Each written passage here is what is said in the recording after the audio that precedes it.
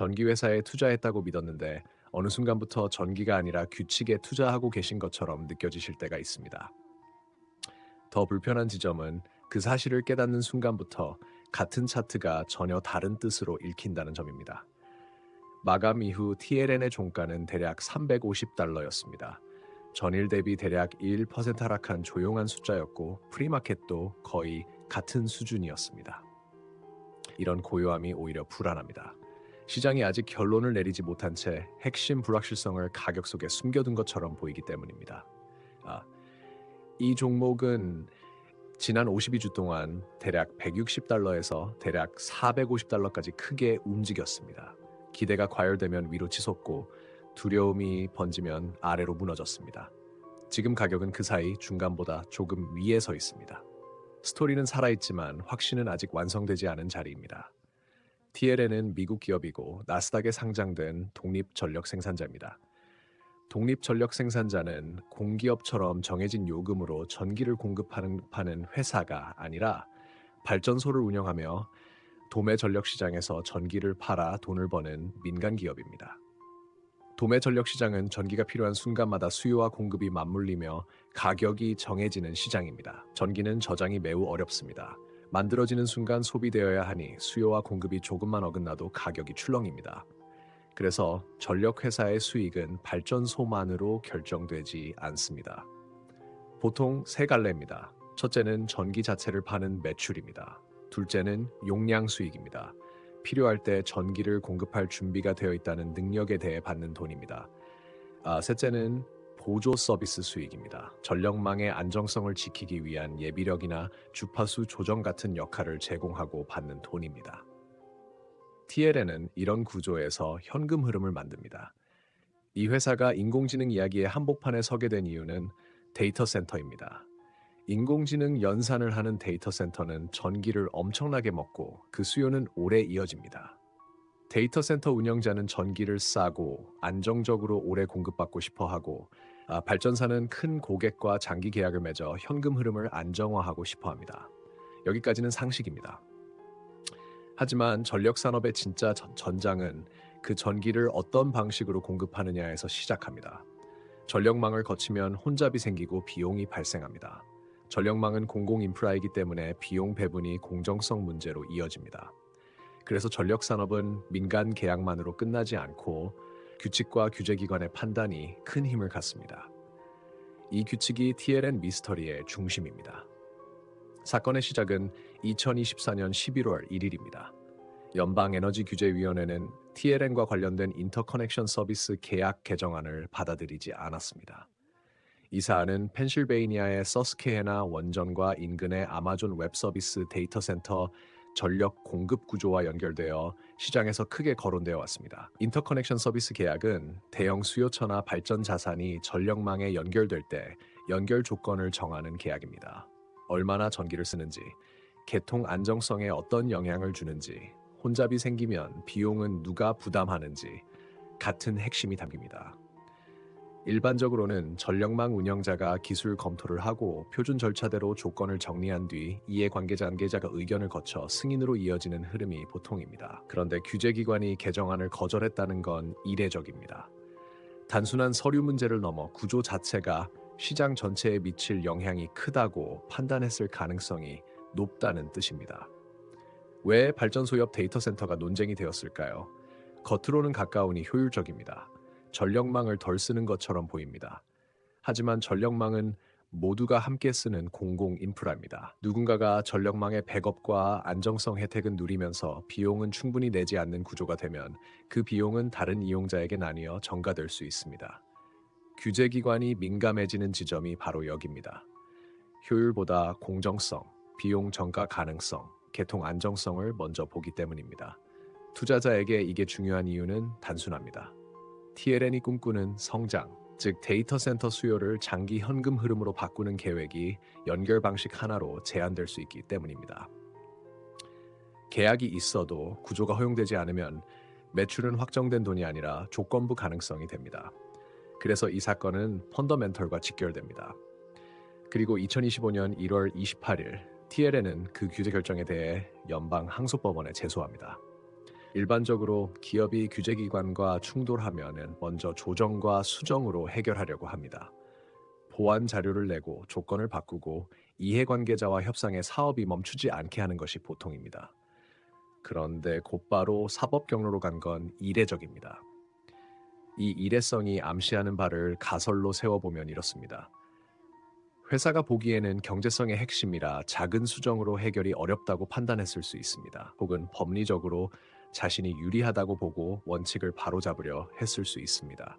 또는 시장에 우리는 이 성장 경로를 포기하지 않는다는 강한 메시지를 던졌을 수도 있습니다. 어떤 가설이든 공통점은 하나입니다. 이 경로가 기업 가치의 핵심 축이라는 뜻입니다. 그래서 투자자는 실적뿐 아니라 규제와 법원의 방향까지 같이 보게 됩니다. 여기에 숫자들이 더해지며 미스터리는 깊어집니다. PER은 대략 70대로 높아 보이는데 선행 PER은 대략 20대로 낮아 보입니다. 과거 실적 기준으로는 비싸 보이지만 앞으로의 이익을 가정하면 갑자기 합리적으로 보인다는 뜻입니다. 발전사의 실적은 전력 가격, 해지 구조, 용량 시장, 정산 같은 요소에 따라 크게 흔들릴 수 있습니다. 그래서 과거 지표만으로 결론을 내리면 착시가 생깁니다. 하지만 선행 지표도 마냥 믿을 수 없습니다. 선행 지표는 미래 이익이 실현된다는 가정 위에 서 있는데 그 미래 이익의 핵심 통로가 데이터 센터 전력 공급 구조라면 결국 규칙을 통과해야 합니다. 숫자만으로는 그 문이 열릴지 닫힐지 계산하기 어렵습니다. 그래서 투자자는 불안합니다. 2025년 7월 17일 회사는 또 다른 큰 결정을 내립니다. TLN은 펜실베이니아와 오하이오의 가스 복합화력 두 곳을 대략 35억 달러 규모로 인수한다고 발표했고 재원은 신규 부채 발행이 중심이었습니다. 회사는 2026년에 주당 잉여 현금 흐름이 대략 40% 이상 늘 수 있다고 기대를 제시했습니다.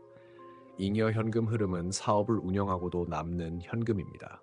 부채를 갚거나 주주 환원을 하거나 추가 투자에 쓸 수 있는 돈입니다. 투자자 입장에서는 가장 현실적인 힘입니다. 회사가 이 숫자를 전면에 내세웠다는 건 내러티브를 말이 아니라 돈으로 증명하겠다는 의지로 읽힙니다. 하지만 그만큼 질문도 커집니다. 규제와 소송 리스크가 남아있는데 왜 부채를 들려 확장에 나섰을까요?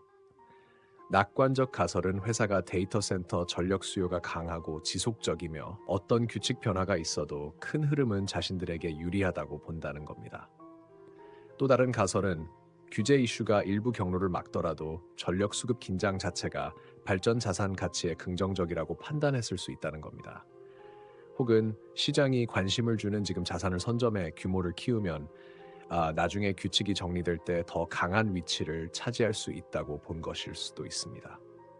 반대로 조심스러운 가설은 불확실성이 큰 상태에서 레버리지를 늘리면 환경이 바뀔 때 비용이 급격히 부각될 수 있다는 점입니다. 결국 이 인수는 성장과 리스크가 함께 움직이는 사건입니다.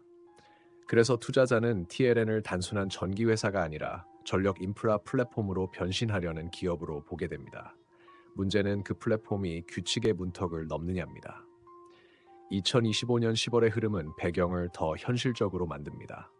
로이터 보도에 따르면 미 에너지부는 PJM 개통 신뢰성 우려 속에서 메릴랜드의 와그너 유류 발전 설비 일부가 규제 한도보다 더 운전하도록 2025년 말까지 허용했습니다.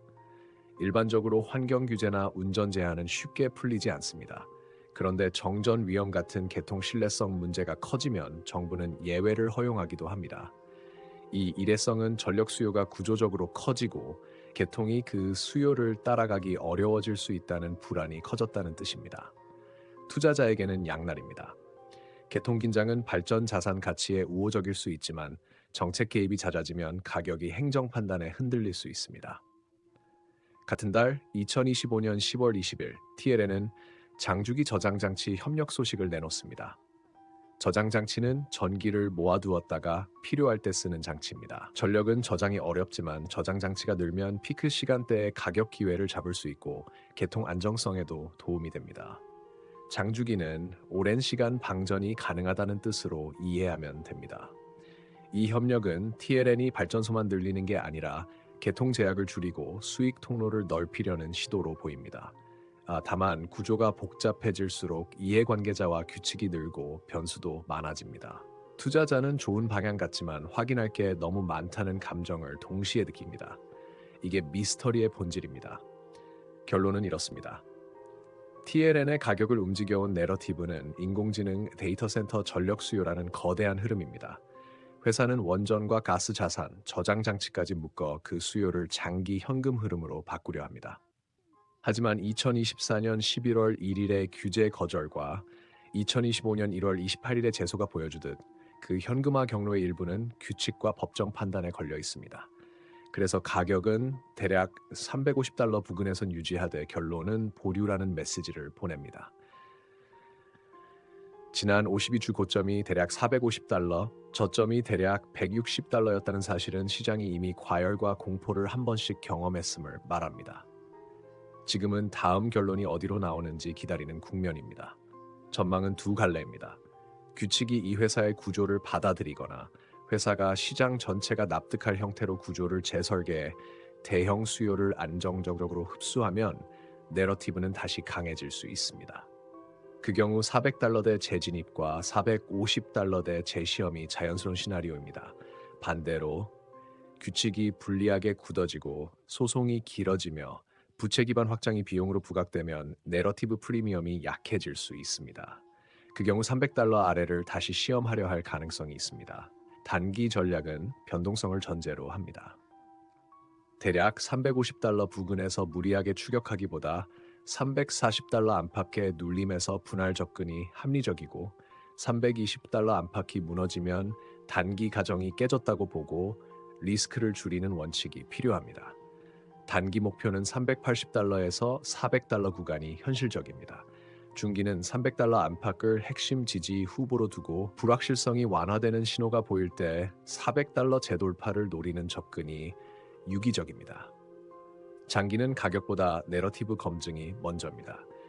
2025년 7월 17일의 인수가 2026년 잉여 현금 흐름 증가로 이어지는지 2025년 10월 20일의 저장장치 협력이 수익 통로가 되는지 그리고 무엇보다 규칙 리스크가 결정적으로 불리하게 돌아서지 않는지를 확인해야 합니다. $400를 강하게 돌파한 뒤 지지가 반복 확인되는 추세가 만들어진다면 장기 추세 추종도 가능하지만 이 종목은 언제든 규칙이라는 변수로 급변할 수 있음을 전제해야 합니다. 여기까지 들으시면서도 마음 한켠이 답답하실 수 있습니다. 숫자만 보면 설명되는 듯 하다가도 결정적인 한 조각은 늘 규칙과 절차의 바깥에 있는 것처럼 느껴지기 때문입니다. 그래서 밸류스터 채널은 청취자 여러분들의 관심 상장 및 비상장 또는 상장 예정 주식과 코인 종목 제보를 기다리고 있습니다. 댓글로 종목명과 함께 왜 이 종목이 수상하고 어떤 지점이 이해되지 않으며 어떤 사건이 가격을 움직였다고 보시는지 남겨주시면 최대한 깊게 추적해서 이야기로 엮어드리겠습니다. 또한 이후 시청과 구독, 좋아요, 댓글 그리고 영상을 외부로 공유해주시는 열성 청취자분들께 진심으로 감사드립니다. 더 좋은 컨텐츠로 보답하겠습니다. 정리하면 TLN은 전기 회사이면서 동시에 전기를 돈으로 바꾸는 규칙의 문턱에서 싸우는 회사가 되었습니다. 그래서 투자자는 숫자뿐 아니라 절차와 문장, 정책 신호까지 같이 보게 됩니다. 그 불편함 때문에 이 종목은 미스터리로 남고 그 미스터리 때문에 누군가는 기회를 보고 누군가는 공포를 봅니다. 밸류스터였습니다.